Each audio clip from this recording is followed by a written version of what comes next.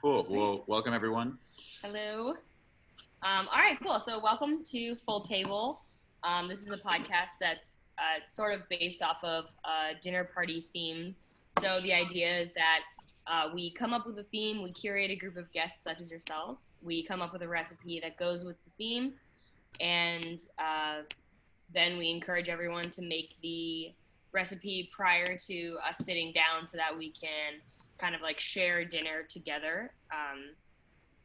So this week's theme, as you all know, is about fashion and about how that pertains to our culture and how it affects, our everyday. So the recipe we chose this week was unagiri, which is like a rice ball stuffed with deliciousness. Yeah, and I think the reason sometimes it's hard because we do like such random topics, but this one we thought it was kind of interesting the way like from the outsider perspective, the way you look at fashion. There's like high fashion, which sometimes seems like you see people wearing like bird cages or like insane outfits, and sometimes it's hard to see how that actually affects like regular accessible fashion. And so I think from our background, like being chefs, the way that we saw sort of the comparison was that for a lot of people, sushi isn't really like a commonplace food. It's like very expensive, and so onigiri was a like kind of like a handheld snack item that like an everyday person could eat that was influenced by something that's really high end in sushi. That's really cool. I like that a lot. So I didn't admittedly, I did not have all of the ingredients, but like guys, I really did. I have rice. Whoa. I really made them. I really did. I didn't have like the exact like sushi rice, and there were a couple things I didn't have, but I have my soy sauce. I'm ready to dip, and I've never had these before, so I'm excited. Awesome. I'm so stoked. Yeah, I'm stoked to hear what you think. Yeah, I did it yesterday and took a bunch of videos, and hopefully I'm doing editing for the first time, so I downloaded it all on iMovie, and I've been like smashing it together all afternoon, and it is coming together. So we'll see how that goes. Yeah, maybe we can just go around and do a quick intro, who you are, what your connection is to fashion, and then what you do for a living. So maybe if you want to start, Ruby. I think you're on mute. You might be on mute there. Your connection's unstable again. Stop doing this. Oh, okay. I can hear you again. I'm sorry. No worries. Yeah, so if you want to do a quick intro, just who you are, where you're from, and your connection to fashion. All right. Yeah, you can go ahead. My name is Ruby. I have been modeling I've been signed with my agency for about 4 years now. I'm based in Boston.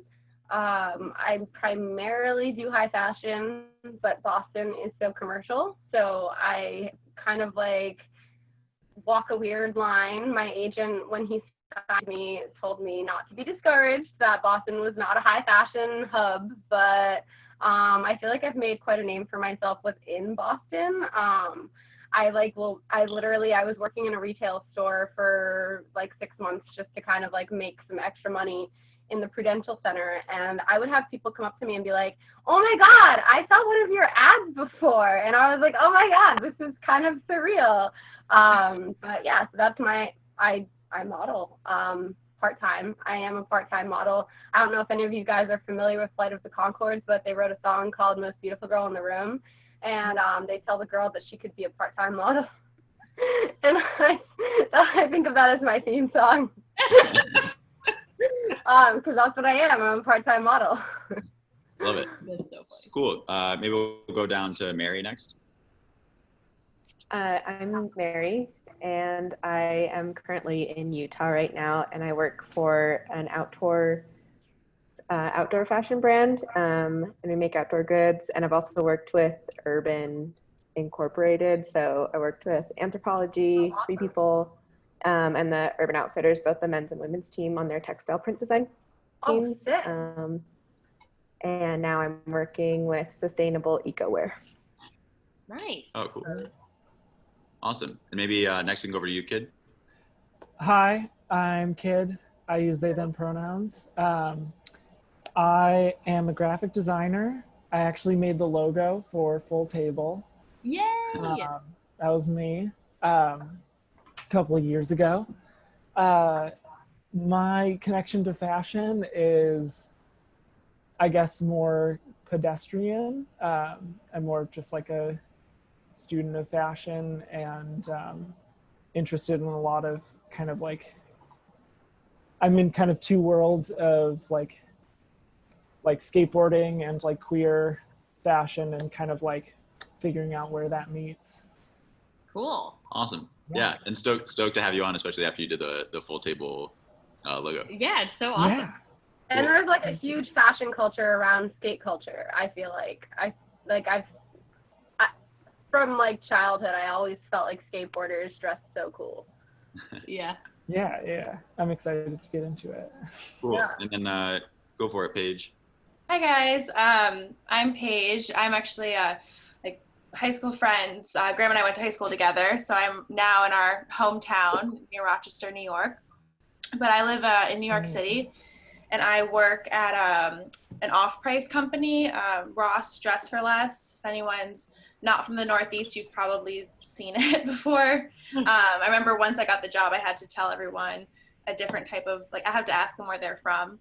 Anyone that's from my hometown had no idea what I was talking about. Yeah. But yeah, so my involvement, I guess, with fashion is with them is I do trend forecasting for their home area. So we call ourselves like trend spotters because it's, off-price companies. So that's kind of what I've been doing and working in home, which is really fun because I went to FIT in the city and it was all ready to wear. So I really enjoyed the transition into the home area.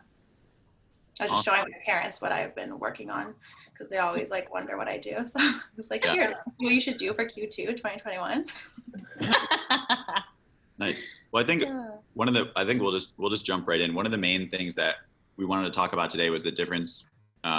It seems like a lot of companies are kind of changing their approach and how they market fashion as something that's more accessible to different types of people rather than having it be like primarily focused on sort of like almost like an idealist structure of like, this is for like the perfect person to wear. And so I wonder, maybe Ruby, you can talk a little bit about your experience as a model and maybe how things have changed and like the perception of modeling, especially over like the last few years. Yeah, I'm actually like really proud to be signed with the agent. I'm signed with Maggie Inc. in Boston, and I couldn't be more proud of how inclusive and diverse the roster is. We have like just my agent is just amazing at covering all the bases and hiring. Because of influencer culture, as much as like it's not my favorite culture, we are starting to like, he's even started to sign some like really influential people within Boston because you have to recognize the significance of a really high influencer.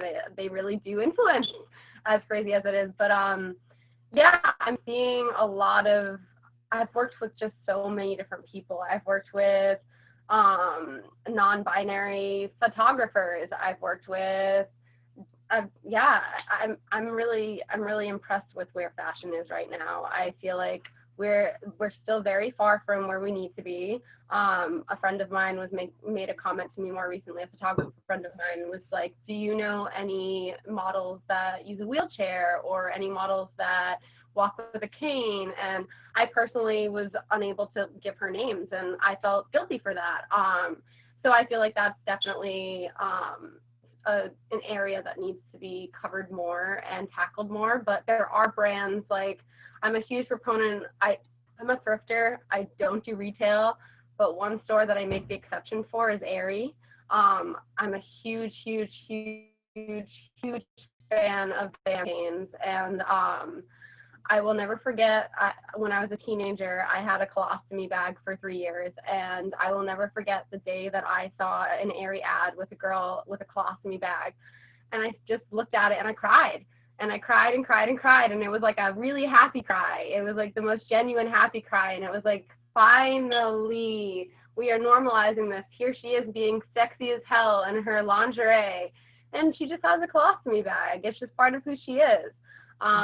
So companies, I'm seeing companies slowly but surely get the memo that, hey, we don't want to just see perfect looking people. That's not relatable. It just isn't. And I notice personally on my Instagram, the posts that I get the most reaction and the most likes on are my least fashiony and my least professional photos. People like what they can relate to, you know what I mean? People like when I post a behind the scenes selfie because they take selfies too. So it's not like, oh, she's just another model posting another picture of herself. I don't know where I was going with that tangent. But yeah, I see that people want more, they want to relate to what they're seeing in the fashion world. And it's hard to relate to like Jimmy Choo and Christian Dior, you know, like it's when you see the Bella Hadids of the world, that's not relatable and it's unattainable. And I watch it kind of like mess with people's heads, you know, like Bella Hadid, she's absolutely stunning and I envy her career, but at the end of the day, look who she was born into and look at all of the plastic surgery she had done to her face to get where she is, you know. Not knocking Bella, love Bella, she's beautiful, but I want to see more realness, and I think I'm starting to. Yeah. I also think Aerie and American Eagle, I think, are the first companies to really like go public about the fact that they're not fixing any of their photos, that all of their models have like stretch marks and like flaws that everyone else has. And I think we were like at the mall, and I think that was the first time that I'd ever seen it. And like, when we were teenagers, and it's. I know bigger brands. Like I did a campaign with CVS Beauty back in 2018, and CVS Beauty has completely cut out editing. They only do unretouched photos.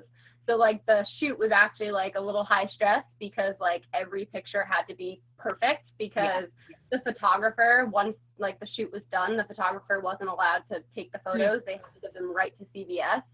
And it was kind of uncomfortable to like see, like, you know, I have smile lines and I have like, there are things about my face I don't love.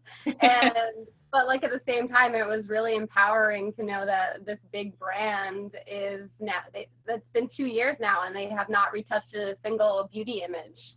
So that's so cool. I think that's really important. Yeah, I do too. It's funny. I remember we were talking about the stretch marks. Instagram, like sometimes it can be not so great, but there was this girl who calls them tiger stripes and she puts glitter on her stretch marks. And I remember because I was like 5'6" in 6th grade. I just like shot up like a rocket and I hated stretch marks. I thought they didn't exist in anybody else. And I remember seeing her, like I was in college and I was like, those are so cool. Like I want to put glitter on mine. Like that's like where I don't know, my algorithm for Instagram shows me all of those. So yes, we all have them. I have tiger marks on my butt cheeks. And my mom tells me, my mom's like, no, you don't. And I'm like, Mom, look at them. Like, I'm literally showing you them. These are tiger stripes, and they're hot as hell, okay? But I know exactly what Instagram you're talking about. The glitter ones are so beautiful. Those are so fun. Yeah. Yeah, maybe one day I'll do that. Yeah, the other thing that not that it's like necessarily like fashion in like the traditional sense, but like one of the other big brands that I've been seeing that's been doing a lot to kind of just like diversify their models is like Target. Like I went in there the other day and it's just like every model that they have up is just like, it's like they have a bunch of people like plus size models and like people with stretch marks and like people in wheelchairs and like, you know, people of color, like queer, maybe queer people. You can't really, you know, you can tell, but like, I don't know. It just seems like they're also doing that. They're also taking those steps to kind of diversify. And I interned at Tommy Hilfiger in college, and they were one of the first of that type of company to do children's wear for people who have disabilities. And I thought that was really powerful. And I, just from being on the merchandising side, I saw how kind of difficult it is to source it and to find it. But I always thought that was really great that they were trying to strive to do that. Yeah, I remember that campaign. They came out with a bunch of Velcro and snaps. And because people would want, like, so that you don't have to zip your own clothing, it just things together. Yeah, Mary, I'd love to hear like if all these trends ring true with what you do, and to hear a little bit more about what it is that you do for a living. Yeah, I think social media is a double-edged sword, and it definitely has its ugly parts. But I think it's taken down the gatekeeping for a lot of the fashion industry, and it has directly influenced what trends are asked for, because it does. You have like access to companies directly. You can just message them. You can leave comments. You can start a campaign. And I saw that a lot of Urban would work on a season for a month, and then our trend forecasters would come in and say, "Oh, no, that's out. There's this new hashtag in. You have like 2 weeks to come up with a new line." So that's amazing, and it has allowed for a lot of small startup brands to succeed and to be able to have that audience that they otherwise wouldn't have. So I mean, social media, for as ugly as it can be, that has really, really helped. And I know that that's backed a lot of the body positivity campaigns with throughout modeling, and definitely within the fashion industry. Yeah.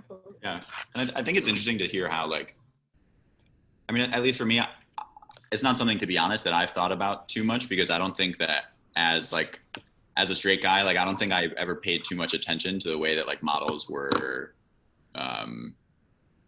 conveyed in the media. And so I don't think I ever really thought about like I shot up too at 1 year over the summer. I grew like 7 inches, but I never really thought about my stretch marks in that way, because I don't think I ever interacted with public perceptions of what I was like supposed to look like.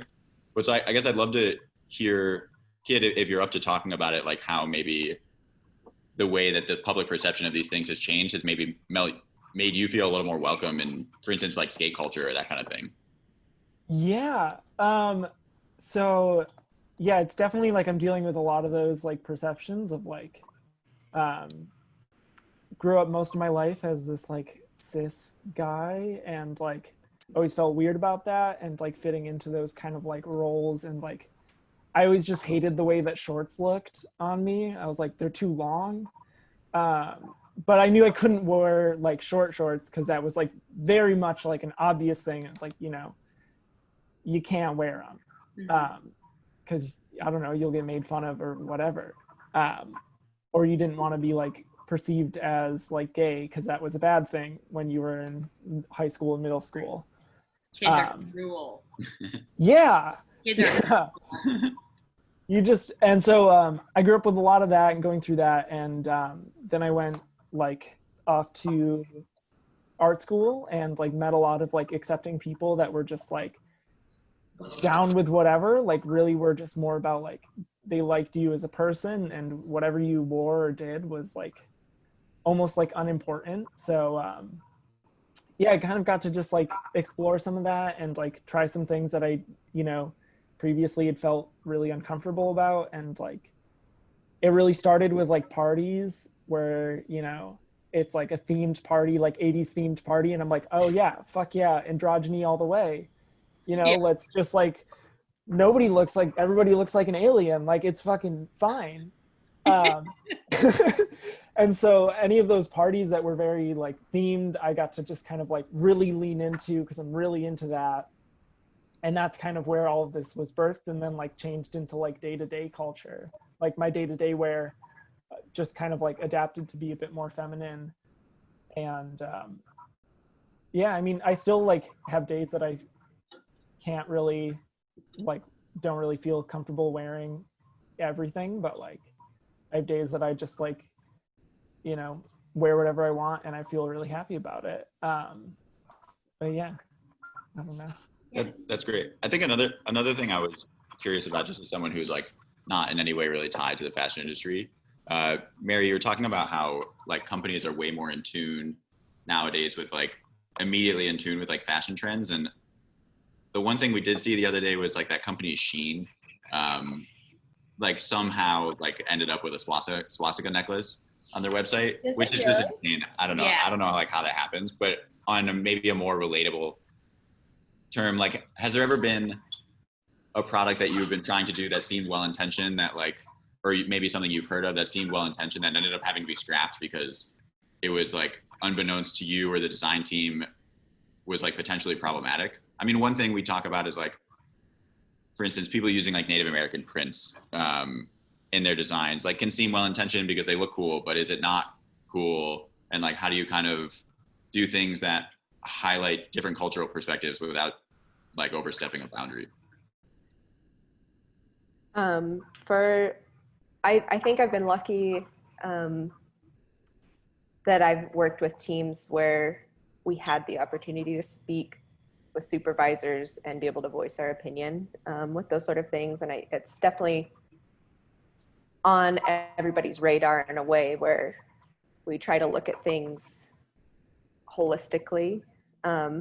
It's amazing to me when large fashion houses release offensive things. I think it was Gucci released the turtleneck with, it was like a black turtleneck with lips printed on it. And it was just, you have to go with big fashion houses, you have to go through so many design teams. You have to get that approved. At least 100 people saw that and no one said anything. So I think it's being able to have that culture where you feel comfortable, where you're not, you think, do I keep my job or do I say something about this? And just being able to have enough of you there to say, this is wrong, here's an alternative, this is wrong because of X, Y, and Z. And I think for me personally, I haven't really faced that. And I think that's because I've worked with a lot of people our age for the most part. So it's all within the zeitgeist. So I've been lucky, but I've definitely heard of other people having to push back. And sometimes it didn't work out well for them and they got reprimanded at work for it. Yeah, it seems like maybe it's even a double-edged sword, like the huge companies, although it might seem like there's way more people that would potentially say something, like there's less incentive to say something if there's like 100 other people that are going to see it. If you're like, this is for sure wrong, but I don't want to risk like making a scene about this, so probably someone else will catch it. We did a marketing episode a few weeks ago and we brought up that, I don't know if you guys remember that like Pepsi commercial during Super Bowl, where like Kendall Jenner like saved the event and everyone was where she solved racism. Like how did that make it through? Pepsi has so many employees that there must have been 1,000 people on that project, but I know, right? I think it's also weighing the legal outcome. They can afford to take that loss. So I think smaller brands or maybe more aware brands are saying, not only do we not want to do that because it's wrong and we've matured past that, but we also couldn't afford to do that. Yeah. But I mean, the main reason you should not want to do it is because it's wrong, obviously. Yeah, I think to your point also, Mary, I am lucky that I work at a company where we have things called style outs, where we look at the product before it is on the floor just to kind of catch anything. And there was one thing that reminded me 2 years ago, there was a Christmas tree, like a wooden Christmas tree with a star on it. And we were walking through and one of my coworkers goes, I think that's the Star of David. And I was like, it totally is the Star of David on the top of this Christmas tree.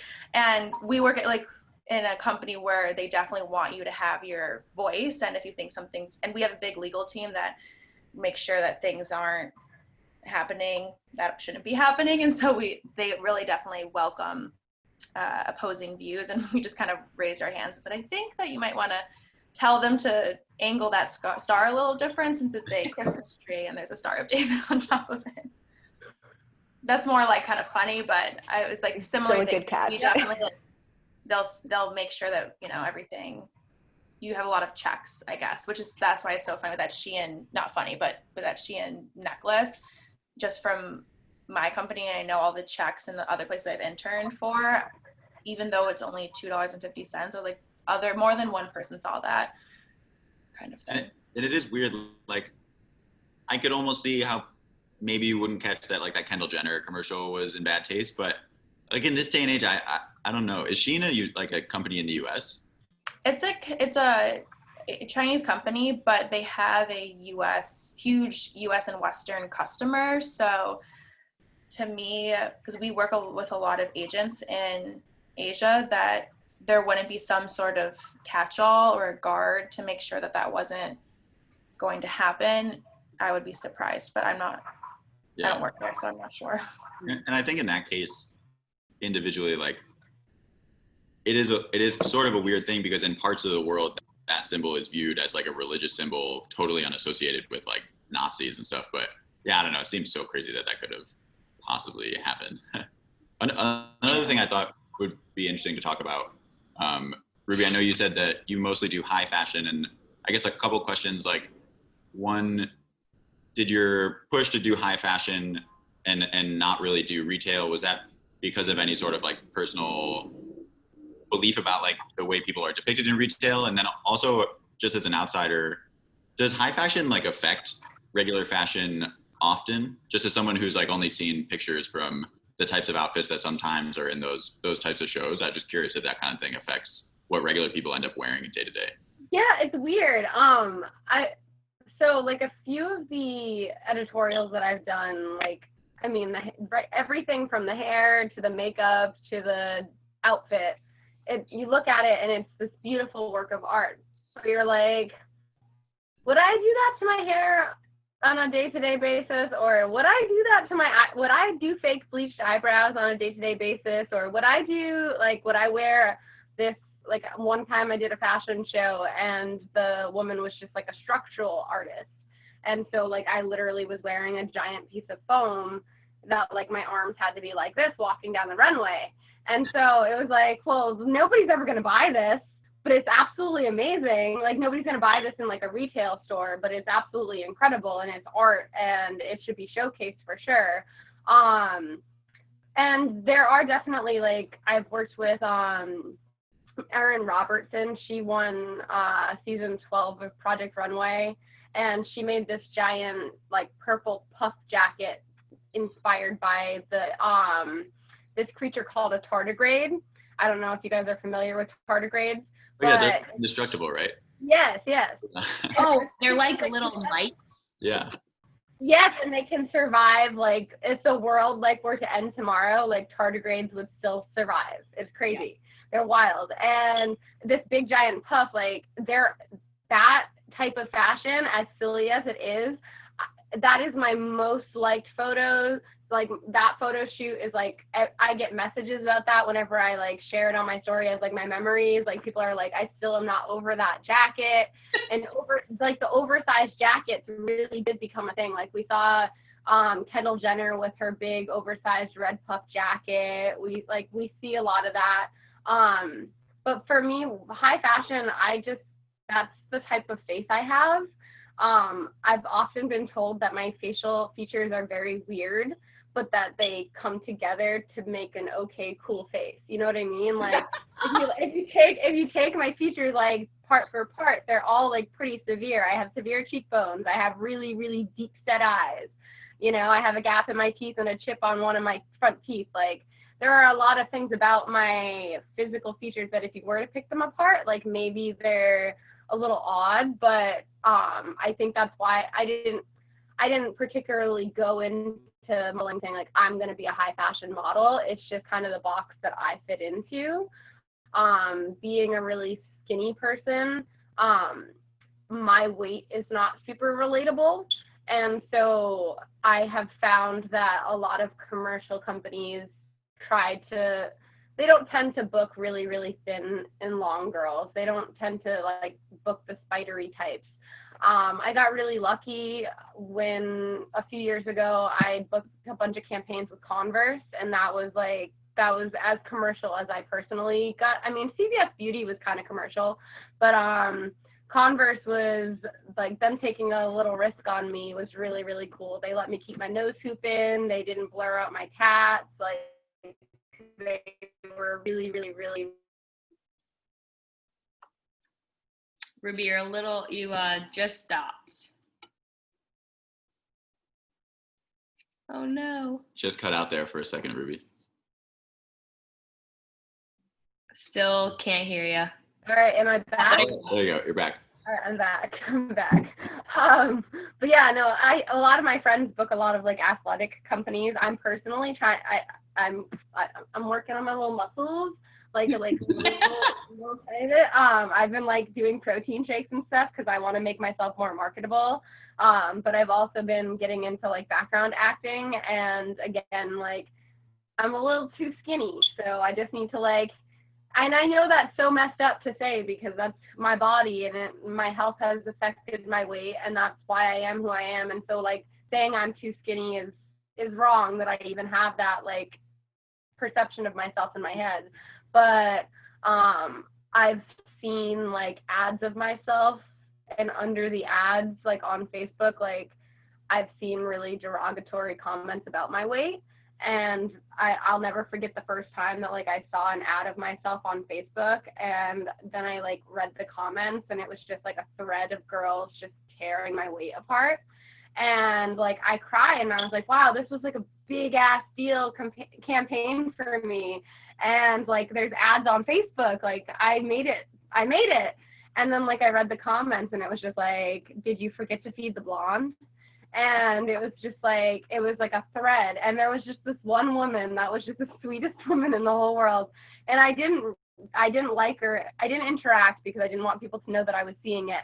But there was this one woman that like came at every single person and was like, you are mean, you are mean, you are mean. And she just defended me under every single comment. And I so badly like wish in hindsight, I should have sent her a message and just been like, you know what? Thank you for being an advocate for all body types, because like I matter too. Mm-hmm. You know, it's wild. In that same, sorry, go ahead. No, say what you're gonna say. In that same kind of thread page, do you feel like when you're purchasing for Ross that you're considering all body types, or are you more so like choosing trends and then just trying to like fill the trends as far as you can to get sizes of all sizes? So since I work in home, I don't have like a very close hand on it. However, I know just based on our customer base, we have a very like wide minority customer base that shops with us. So when you go into our stores, we have the junior section, and because we're off price, we usually will have a wide range to fit everybody. And even with as ads goes, we don't really do a lot of marketing or ads, but we do repost other people, and usually it's kind of a mixed crowd of anybody who would shop with us. But I do remember when I was at Tommy, that was like a conversation that everyone was having about how do we expand sizes. And my roommate works there now, and they're going more into it. It's just from the business side is figuring out different factories that you have to work with so that they can do the different sizing, which it's still important to make sure everyone's sizes and voices are heard. It's just on the other side, they have to fit different minimums, and the companies are doing it, and they can. So that's exciting to see, at least from like talking with friends of mine, the newness that's going on. Mm-hmm. If that answers your question. Yeah. Yeah, I think that's really interesting. And are there like, when you talk about like fashion trends and now like the new desire to make them more acceptable, like, or more suitable for like all different body types, are there fashion trends that just don't really work for like two drastically different like body types? Like, is the consideration have to change, and when like people design products from, instead of just specific trend, they have to think immediately like, will this work for people who are really tall and really skinny, or people who are shorter and like not that kind of thing? I think there's like a mixed bag on that. So especially with all the body positivity and, you know, kind of wearing, there's a lot of, I don't know if anyone's on TikTok, but there's a lot of the, like me and my friend, and they're very different sizes, and they're wearing the same outfit. So there's definitely that more acceptance of kind of wear whatever you want. However, I know at least for our company, we try to make sure that everything's going to fit our customer. And even honestly in home, like we'll have something that looks very like European or linen, and we have to go, oh, actually, like, who is our real customer? What does she actually want? And what does she strive to have? And then you kind of filter into that bucket. And usually like sales and everything will kind of tell you that, like, if you are buying 00s and nobody's like physically buying them at the company or in the store, then that kind of guides you to stop going into that direction. That's kind of what I've seen from my side. Yeah. Mary, do you find that your job has been changed, or I guess because outdoor wear has become so prominent in the day-to-day, how do you feel that your job has changed in that way? Like how has outdoor wear been tweaked, and I don't know, what do you think about it? I think in general, there's a really, really fascinating history of athleisure integrating with high fashion. Mm-hmm. And brands like, because of athleisure and Midwest kids or kids from anywhere, not necessarily wealthy families, just any kind of family wanting to have that look. They've been introduced to North Face, who collabed with Supreme, where they collabed with other high fashion houses, and all of a sudden high fashion houses became common name or household names. And I think that's been interesting, just to take away the gatekeeping of high fashion. Not to say that those collabs are affordable or Like the inclusive in that sense. But because our company that I work for right now, we're pretty small. It's hard to be, and we're not fast fashion, but it's hard to keep up at the same rate of manufacturing as fast fashion companies, but that's not our goal. So I think the outdoor industry isn't affected by the trends as fast as Urban or even Ross or like Target even. But I think what we try to do is dilute the most important trends with color or with silhouettes or how people are dressing, and just do our best to forecast what it's going to be like in the next few years. Versus Urban, we're predicting 3 months, 6 months, 9 months, a year out. And so I think I enjoy predicting a little bit further out because it just feels more authentic, and that's where fashion should be anyways. We shouldn't be manufacturing at that rate. We shouldn't be able to have a turnaround of 10,000 units of shirts in 3 months. That's insane. That's terrible for the environment. It's throwaway. So I think or it just gets thrown away. So I think being able to hone in something that people will really enjoy for a long time brings me a lot more joy, and I think it's I know it's more sustainable. Yeah, that's super interesting. I think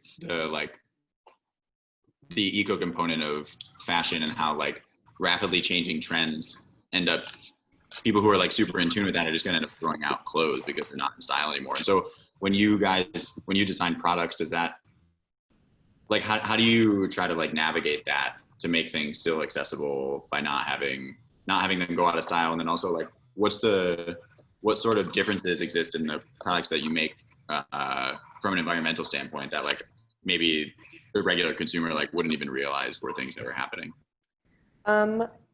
So I think by sticking to more classic silhouettes or looking at a trend that it's a bit of a gut check where you just know that this trend is going to be around for a while. Everybody's adopting this, and they have been adopting it for at least 6 months. Our company has released joggers. Joggers are really taking off, and they're classic enough in their look that even if they go out of style, you can still wear them for a little longer. And then we take a lot of environmental thought into it. Our factories are Blue Sign certified, they're Fair Wear certified. We make sure, just on a holistic sense, that we're taking care of our workers and we're taking care of their environment. We use waterless dye, we use recycled materials. We take every step that we can. We're revamping our shipping materials so it's compostable. Just looking at the entire manufacturing process and seeing what is another step we can take to make it better for everyone involved. Yeah, I think people, when you bring it up to their attention, we had a big ad campaign that a shirt, and now that our pants are going to be waterless dye, and so our shirt saves 20 gallons of water compared to a normal shirt, just because we don't use water in the dye process. And that's just for the dye process, let alone the rest of the manufacturing. And there's a huge like water contamination problem, right? With a lot of the dyes. This is something I've heard about. Just actually, my boss at work like used to like develop the technology to deal with like the arsenic poisoning in water that happens like in Bangladesh and stuff. And Definitely. yeah. Definitely. Any part of the manufacturing, especially with denim or prints, that stuff's super toxic. And indigo dye, as beautiful as it is, or denim, as beautiful or as much as we love it, and denim is so integrated into American culture, but it's so terrible for the environment.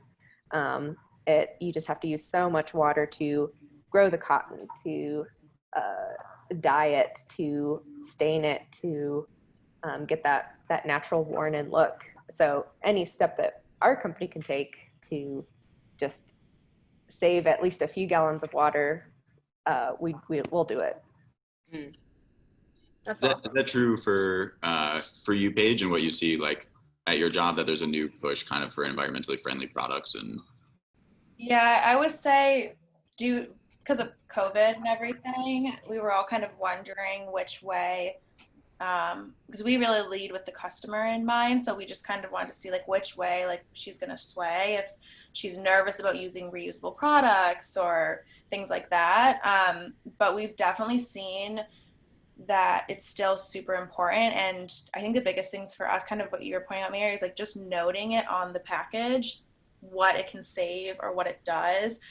For us, it's a little different because we are off price. So we have to keep that, the income levels in mind when we're purchasing and things like that. But different inventions, like even from the 3 years that I've been working here, things that they said 3 years ago, there's no way we can do this, there's no way we can make this happen, or there's no way she's going to buy it, is not the same now. And now she's even more interested in eco-friendly and even just saving things on packaging and plastic. And that's been kind of exciting. Like even things like, we hang our throws instead of wrapping them in plastic in a bag, kind of make big differences. So. Does that trend make its way up to like high fashion, you think, Ruby? Yeah. So a friend of mine that I've worked with, she was also, there's a lot of Project Runway alums in the Boston area. Coincidentally, 4 of them were all on the same season together, and I've worked with them all. So, but one of my best friends, her name is Natalia J. Mag, and she is a 100% sustainable designer. And anything that she makes out of denim is all like stuff that she goes out and she'll go to like the Goodwill outlets, and she'll just dig for denim, and she'll just create a brand pair of jeans out of like 25 different pairs of jeans. She dyes all of her clothing with vegetable dye. Anything yellow, she uses turmeric. She's very, very, it's really quite something.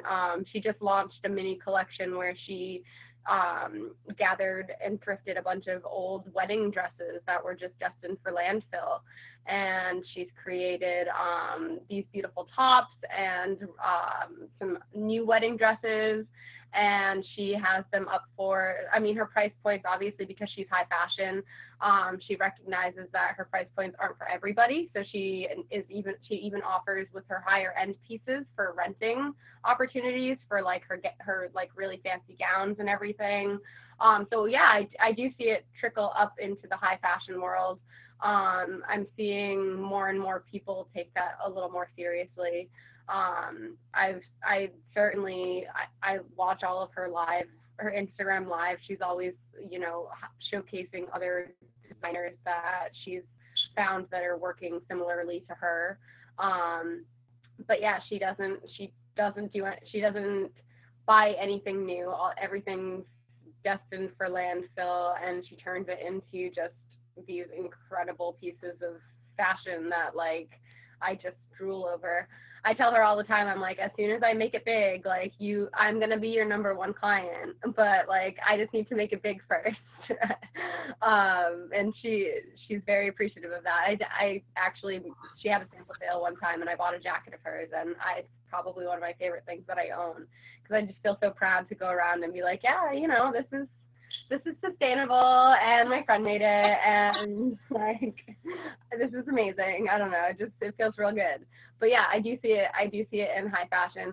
I mean, not like high fashion. Obviously, we know that like big fashion houses are still these. I hate to use the word toxic, but they're not super friendly and they're not super inclusive at all whatsoever. I see that with like Chanel and Gucci, and like, don't get me wrong, like when I'm out on my thrifting adventures, I certainly look for those brands.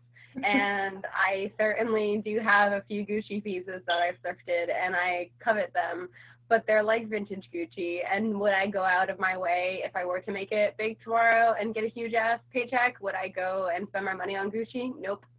I'd spend my money on a sustainable fashion designer. I really would. I'd find somebody that's doing something progressive. Like you see people that take even just like old designer bags and like that are like scuffed up on the corners, and they take it and they just take a big panel of the Louis Vuitton bag and turn it into this beautiful new purse. And it's even cooler than the Louis Vuitton never full tote, because every girl you know has a never full tote. Like every single girl that has that like splurges on Louis gets the never full tote, and it's like we've all seen it. So like watching people get creative and go out and like scour for these pieces and turn them into something new is one of my favorite things. Oh, that's so cool. Kid, do you see? Oh, go for it. Yeah. Sorry, I was just gonna add on to the whole like thrifting kind of thing. Personally, that's like entirely where I get all of my wardrobe. That was exactly what I was gonna ask you. It's 100% thrifted, even the freaking shoes. Same here. I love it. It really like started because like I couldn't afford to get new clothes. Just being at school and like being a student and not really having time for like a job, like a full-time job. I was just like, and then it also just became like a thing that I would do with all of my friends. And we'd go to thrift stores and, you know, just like that would be like our event for like a Saturday, and like we'd go there, or like Wednesdays it was like everything was half off. So we'd go on, you know, we'd and like find those deals and like find some really like sweet things. And it would be, you know, where I'd find costumes for parties and all that. That was kind of that gateway. But yeah, it's just, I've been seeing a lot more of it kind of make its way into just like general public, into like the general public's eye. We have in Rochester, it's called the Op Shop. And it's like this group of people that they all like reclaim clothes and like they thrift and like curate selections so that then people can come in and like purchase like a curated selection of thrifted things that are all like typically like the people are looking for like those high quality things that are like, you know, really staple pieces of clothing that have like stuck around for a long time. But I've been seeing just like a lot more of those people, or like things on like Depop. A lot of people are like thrifting and then selling like all these like kind of really nicely curated items. Yeah. I think it also, I'll go for it. Oh, no, you go for it. I think it also shows, or like thrifting is a perfect opportunity to see two things. One, how these timeless styles stay on trend, like the classic silhouettes that you were talking about, Mary, or like the like classic button down collared shirt, like that will never ever go out of style. And like the fun shirt that you have on right now, and the patterns, and it's just like really interesting to see how big flowy like skirts are still here. Like you could still get a big flowy skirt in the 70s and the 80s and all into today, and it's so cool. And also seeing the things that absolutely will never be in style, or just like so weird, and you buy them because it's a costume and because this is the only place that you'll ever be able to find it. And I don't know, I think thrift shops are just like the perfect kind of like microscope to look at, or not even a microscope, like to look at fashion in a larger scale, because you have like literally everything that you could possibly think of, and over the course of however long the store's been open and people have been donating, I think it's really interesting. Yeah. And I personally, like, I love the hunt. I grew up as You've always loved the hunt. Yeah, I grew up as a thrifted kid because I grew up very, very poor. And I actually learned in the last year of my life, my mom informed me that there was a period of time when I was a kid that we were on food stamps, and I never knew that. Like, my mom never shared that with me. But I was the Salvation Army kid. We had a Salvation Army in my town, and they had 50-cent day and they had 99-cent day. And so we would go on 50-cent day, and that's where I would get my clothes. And I'll never forget, Allie, you'll laugh at this, but one day when we were in 6th grade, I went to go visit Mr. Braga after school, as we used to. Yeah. And one of his 5th graders complimented my shoes and said, "Where did you get those?" And I said, "I got them at the Salvation Army." And she looked at me and she goes, "Ew, you bought used shoes?" And I was like, "You just complimented them." Like, yeah. What? And she was like, "Yeah, but that's so gross." And I remember Mr. Braga being like, "Her shoes are cooler than yours." So, like, I just remember, like, the moment, it's like she got roasted before roasting was, like, even a thing. Like, as I got older, I realized, like, hey, I'm, like, finding really, really incredible things that, like, I'm personally can't fit into, I'm never going to wear. But I started to amass, like, a little collection, like you were saying, kid. And I started, like, curating. I'd find just amazing pieces. And there was rest in peace, I loved this chain. Second time around, I don't know if you might be familiar, Paige, being in New York City. There were so many of them in New York City. So when I got into, like, probably like 8th grade into high schoolish, I started consigning all of my, like, really, like, high-end thrifted pieces, and that was just my income before I got, like, my real, like, jobs. And I would just, like, go in every month and pick up my check. And I remember, like, I bought a pair of Rag & Bone little shoes, and, like, Rag & Bone is one of my favorite brands, and I didn't know at the time that they were going to be one of my favorite brands. But I remember that the shoes were, like, they had gone on sale from, like, 200 something to, like, 100 something to then, like, 70 something. And I went in to pick up my check one day, and they were still there, and I was like, this is fate. And that was my first, like, high-end piece that I kept for myself, and I still wear them to this day. They're timeless. They're just these black clunky heels. And now it's so funny to see, like, I see so many of my peers doing very similar things, and I hate to be that one that's like, I was doing this before you, but, like, deep down secretly I'm like, I've been doing this for years. Like, I'm a seasoned pro at this. But quarantine, I have been unemployed, obviously, during quarantine. My agency just opened back up, like I said, last week was my first, like, big shoot from my agency. But through quarantine, my finances have been kept stable through Poshmark. I have continued to sell. I ship out almost every day. And do I like half of the stuff that I sell? Do I enjoy selling vineyard vines? Nope. Do I like looking at that? Nope. But does it sell? Yep, it does. Just shipped out a Vineyard Vines logo tee yesterday. Nice. And, you know, that kid's going to be so pumped about it. Was I pumped to look at it? Nope. But, like, thrifted fashion is really quite something. I bought in order to be a Posh ambassador, like, I don't know if any of you guys are on Poshmark, but, like, in order to be a Posh ambassador, it makes it so you're suggested to new users to follow, and, like, your page shows up more. And in order to get that status, you have to make one purchase and give somebody a love note, which means, like, you have to, like, compliment them on, like, the purchase, like, the thing that they sent you. And so I bought myself a Missoni t-shirt because that's another one of my favorite brands. As you can tell, I love color. So Missoni is, like, oh, I could just just when I die, wrap me in Missoni blankets and I'll be happy. And so I bought a Missoni tee so I could leave a love note for a girl, and I am so excited about it. It's just like this, it looks like a Charlie Brown t-shirt, but like it's the coolest thing ever. But yeah, so I love seeing thrifting being like way more accepted. And you even see it, Mary, I don't know if you know, like, I know you said you've worked for the Urban Corporation, but I noticed back when I was in college, I went to college in Cambridge, Mass, and there's a big Urban Outfitters there and a big Anthropologie. I actually worked there at the Anthro.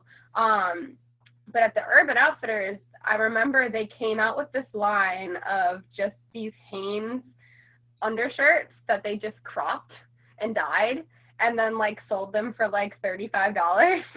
And it was just like, this is a Hanes wife beater. Like, you can go to Walmart and buy a 5-pack of these and hand dye them yourself and then crop them any way you want. But they were selling them for like $35 and girls are buying them. And I was like, this is literally like, you guys thrifted these, or I don't know where you got these, but this is Urban Outfitters and people are buying them for $35. Like, what's going on? And I think my favorite thing about thrifting, like the past couple of years, to your points, is that it's gotten so much more popular. And you know, you're seeing them even in like Nordstrom's and these big like department stores. But there's actually this one in New York City. I can't remember the name, but it's a vintage trade show, which is basically just like you guys would love it. It's like a big like thrifting merry-go-round pretty much. But what I thought was so cool is sustainably people are taking things, like I wish I had it with me. I have this really fun and obnoxious, like super oversized yellow jacket. And it's made from an old bedspread from like the 60s or 70s. It's phenomenal. It's like a goldenrod yellow. My parents take pictures of couches and send me saying like, oh, we saw your jacket, kind of thing.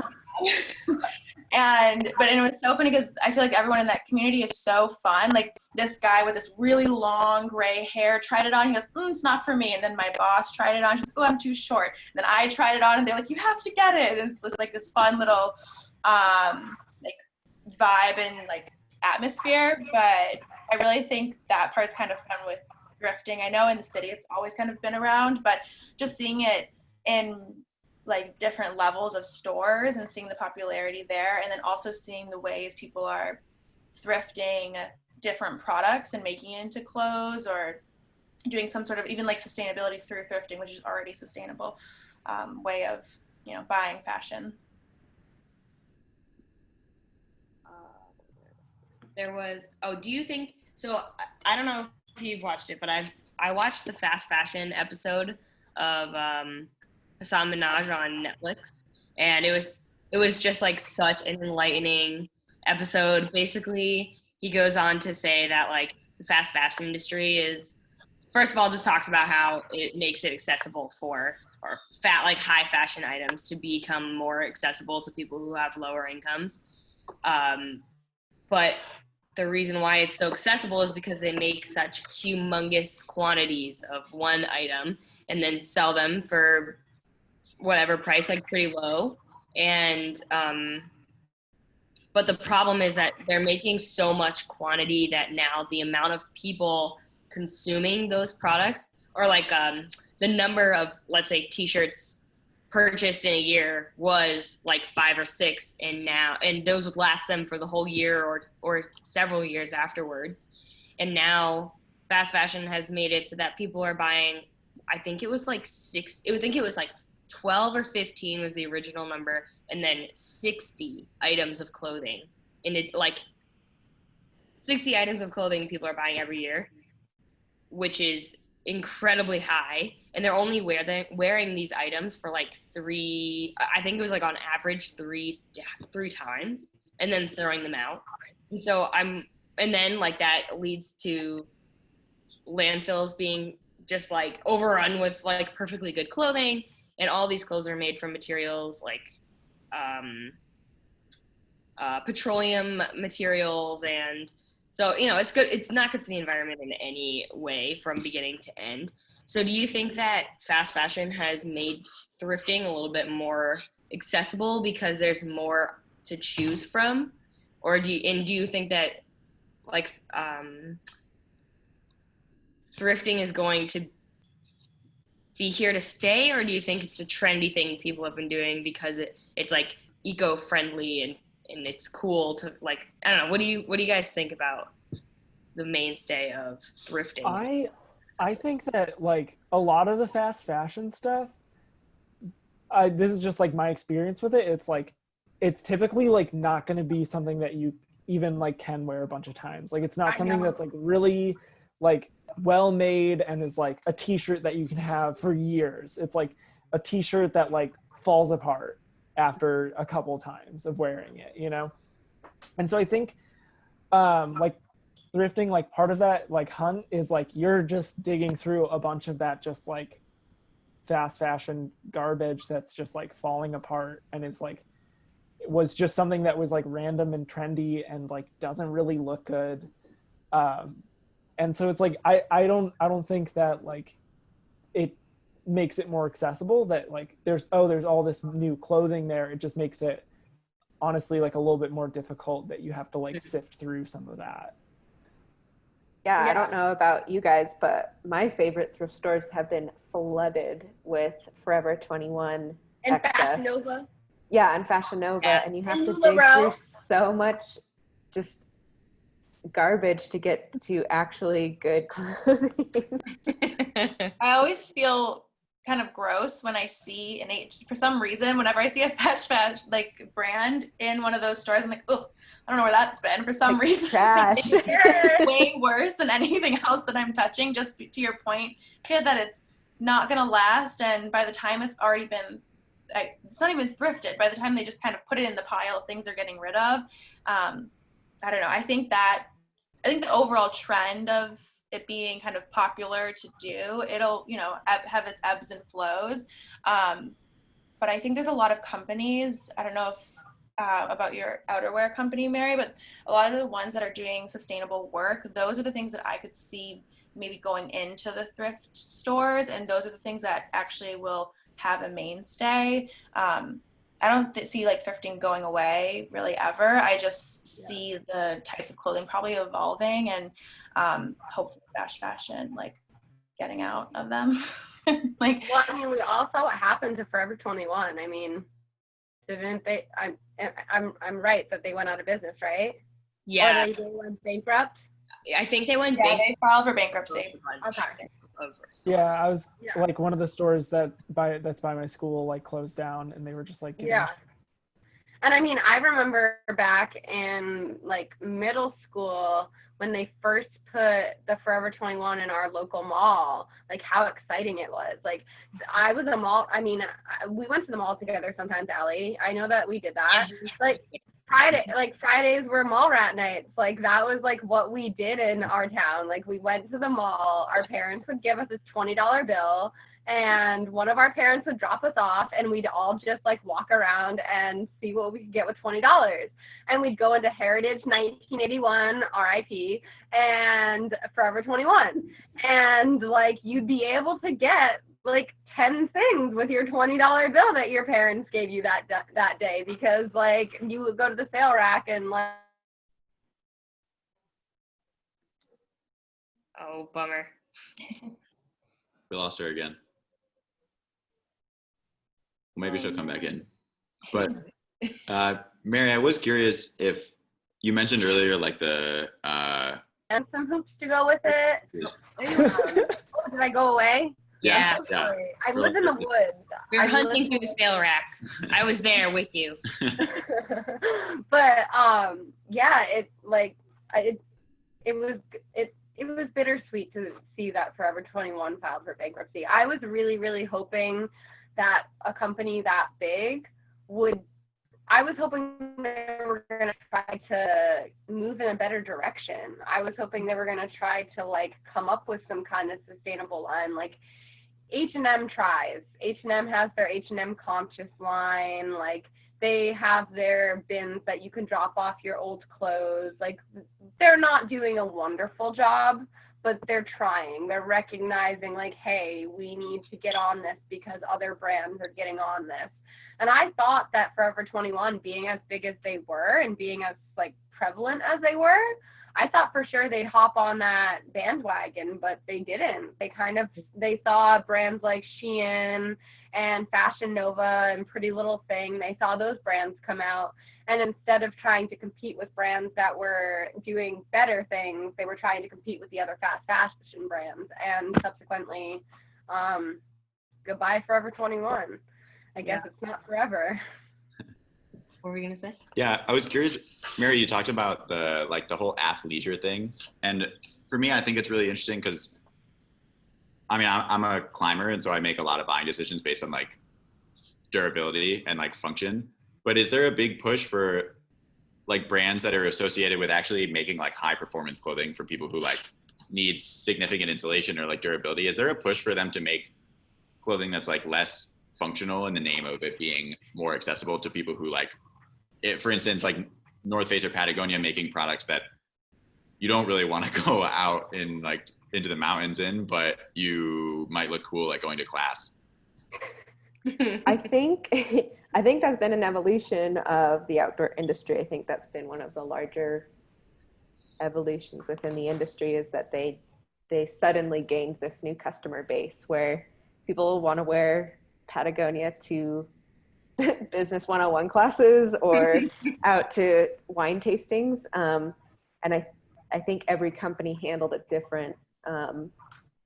Patagonia took a quieter approach and didn't really cater to the fast fashion world. And actually, they actively said, don't buy our fleeces. If you don't need one because they pollute waterways, they have microplastics that wash out of them. North Face definitely took a different way, but they've always had a foot in the door in streetwear, especially with the 1980s and 1990s adoption through rap and hip hop culture. So they've always had that base since the 80s. So I think that's something that's more familiar to them. Smaller companies, I'm not totally sure. I think it's just how you're perceived and how you're adopted through your customer base. I know for us at Qualitree, we're mountain to city, so we do advocate for people who are kind of weekend warriors, but our gear is really, really tough. So if you want to beat it up, you can beat it up and it'll be fine. But if you just want to wear it to the office, that's fine too. It'll hold up. So I think it's just a different strategy for every brand. And I think that's funny. Oh, just what they wanted their gear, who they wanted their gear to be owned by, I guess. North Face, again, has always been a part of streetwear culture, and Patagonia never really has, so they didn't really care if they were adopted by it, I don't think. Maybe Kid can speak to that too, with your knowledge of streetwear. Yeah, I was going to talk about like Supreme, and like how they're supposed to be like this like skate company, but they're like very like skateboarder culture and like really push that, and it's all surrounding that. But I don't know like a single skater that wears Supreme. Like it's the brand that you wear when you want to look like a skater. And so it's for people that it's like, oh, you want to wear this out in public and look like you skate, but you definitely don't. And that's, yeah, it's kind of weird because it's like, it's super expensive and it just like kind of takes that whole, that whole style and it's just using it for that kind of profit, like a ridiculous profit. Like when they made that brick. Like the Supreme brick. I have some friends, especially at the end of college, like they sent me these 3 t-shirts from Supreme, because they loved streetwear and that's their thing, they're sneakerheads and not skateboarding. And I just kept being like, they're $120. I was like, what are you doing? Like, you want to buy this $120 t-shirt? I was like, I'm rectangle. Yeah, like, and it's just, I was like, it's a cut and sew. I'm like, I don't understand what you're doing, kind of thing. Yeah. But I have a friend that he's always on the new Supreme drops. He's one of those people that waits in line to buy it, to flip it. and he'll sell the product for like double what he bought it for, because they do like their limited drops. And like that, listening to him talk about it, like I used to rash on him so hard. Now I'm like, all right, whatever, this is your little thing, like we all have our things. But the first time he told me, like, he was like, yeah, like I'm that person, like I take a bus into New York City and like I wait in line and I like buy a few of these sneakers and then like I wait a month and then I put them online and double the price, and it works. And it's like so wild. Also, let us not forget that Supreme sued Barbara Kruger for ripping off their font and their logo, and she said, but she was the original one who developed it, and she goes, you can't sue me. I'm in the Getty. Like not the Getty. I'm in high-end museums. There's proof that you ripped me off.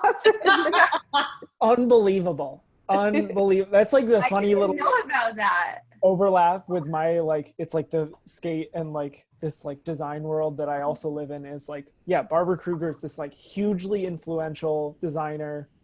Very much like as soon as I saw Supreme, I was like, what is this? Is this like a Barbara Kruger shirt? Like, I honestly I didn't know what Supreme was. I thought it was like some cool design, like very niche design thing.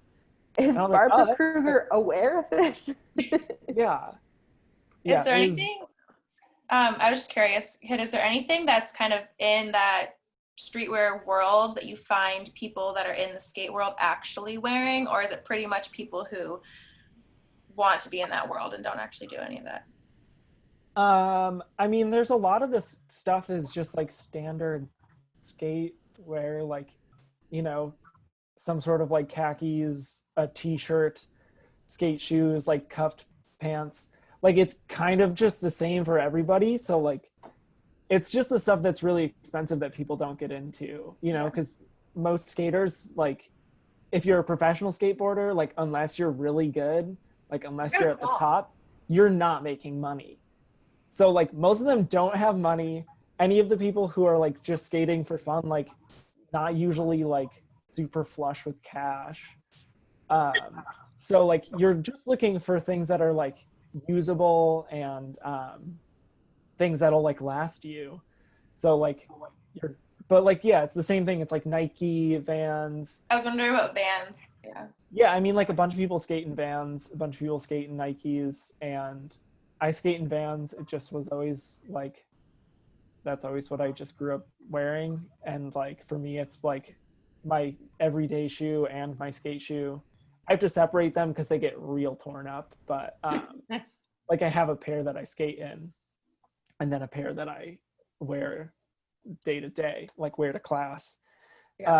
But I mean, it's just like the really expensive stuff that people don't get behind. And like whenever some company tries to like capitalize on it, it kind of is, or like when a certain person tries to like capitalize on it that's not a skater, like a lot of people get kind of like hate for that because it's like, you're not a skater, like stop being a poser.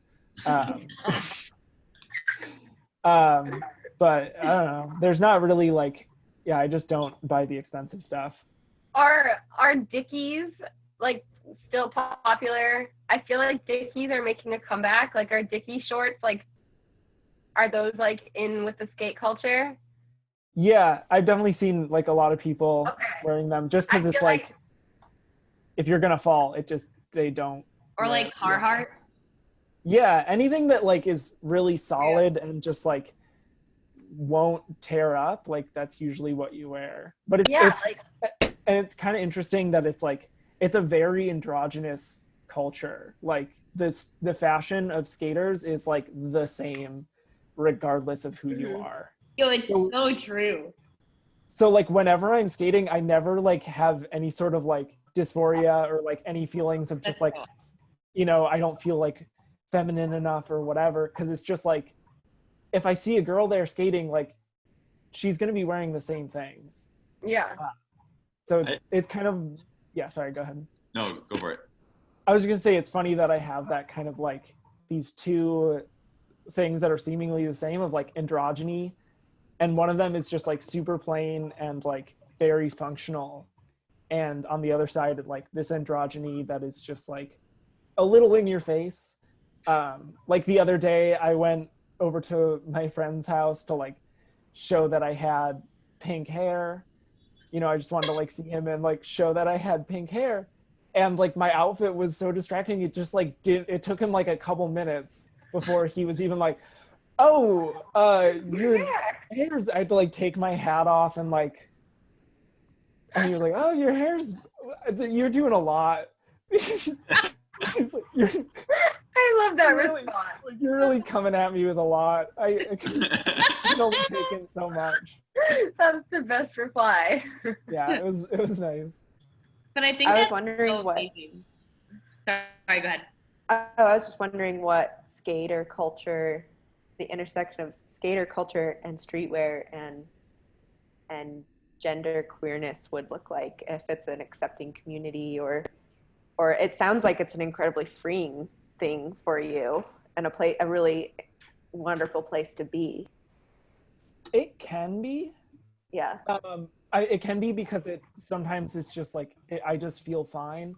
At the same time, like it's been going away more recently. I don't know if you guys have seen any like ads for it. It might just be targeted to me because I'm a skater, but Vans just started this campaign that's highlighting this skate company, Skate Witches, and it's all like women or trans or non-binary people.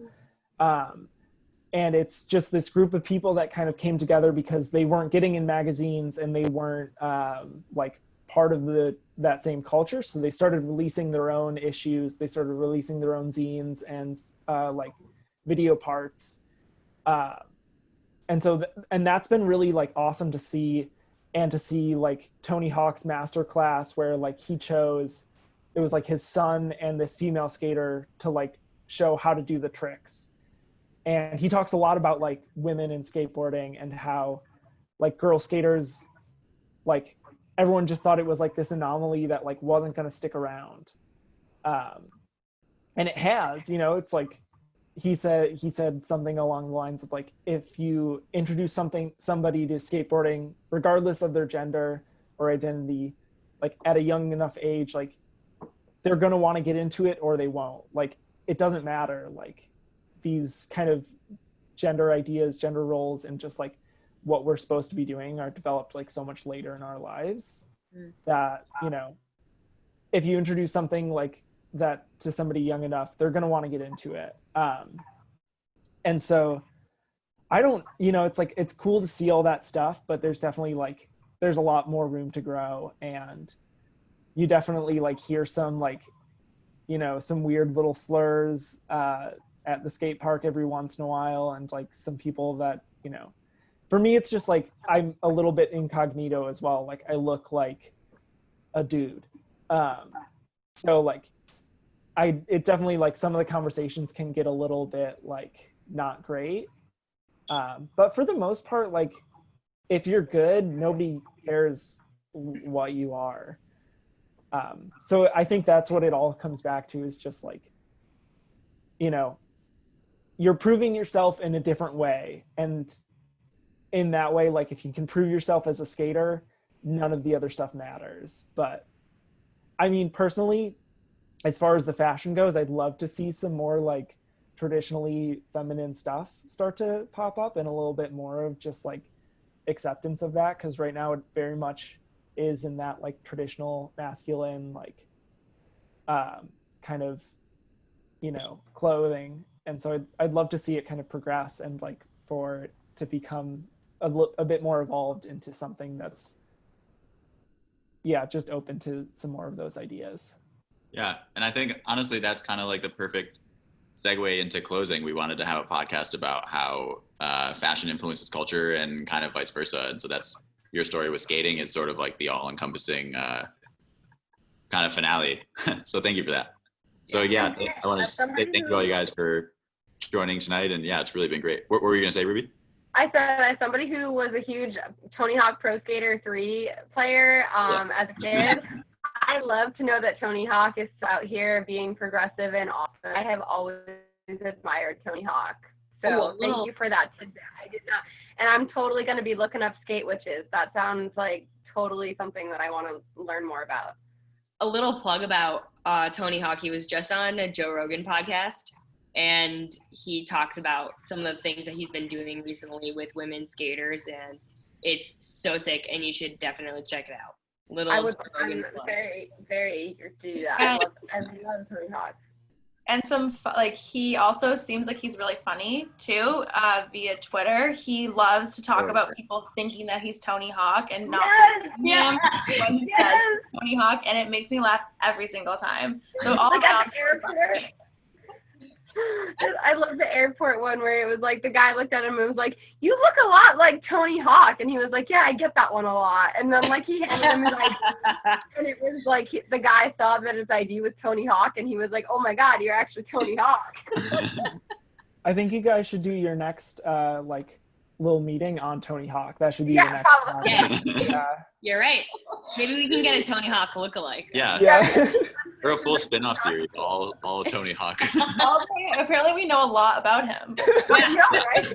The Tony Hawk Roundtable. Yeah. I love it. Oh, well, I mean, right, his video games are good enough. Awesome. Thank you guys so much. Thank you all so much. This is great. I could literally talk for It was really nice to meet all of you. Yeah, nice to meet you guys too. Yeah. Thank you for asking me to be a part of this, and for sure. I'm really glad that this was like a really awesome conversation. Yeah, super fun. Cool. Sweet. Have a great night, guys. Have a Thank great you. night. Have a good night. Night.